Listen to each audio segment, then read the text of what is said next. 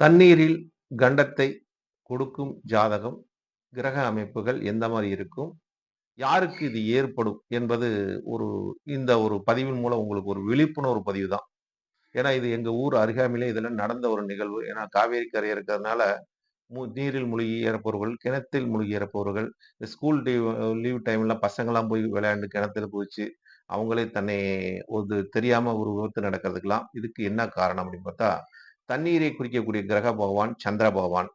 அவர் வந்து தேய்பிறை சந்திரனா இருந்து 2ல் இருந்தா, அவங்களுக்கு வந்து தண்ணீரினால் கண்டத்தை கொடுக்கும். அதே மாரி சுக்கிர பகவான் நீர்நிலைக்கு அதிபதி தான். சனி பகவான் கர்மக்காரன், கர்மாவின் பலனை கொடுப்பவர். அப்ப சுக்கிரனும், சனி பகவானும் சேர்ந்து 8ஆம் இடத்தில் இருந்தாலும், 8ஆம் இடத்தை பார்வை செய்தாலும், 8ஆம் அதிபதியை பார்த்தாலும், இவங்களோட தசாகாலங்கள் நடக்கும்போது 8ஆம் இடத்தில் இருந்தாலும், இவங்களுக்கு இந்த மாரி ஒரு கண்டத்தை ஏற்படுத்தும் நண்பர்களே. அனைவரும் தங்களோட குழந்தைகளை இந்த காலகட்டத்தில் விழிப்புணர்வோட பாதுகாத்துக் கொள்ளவும்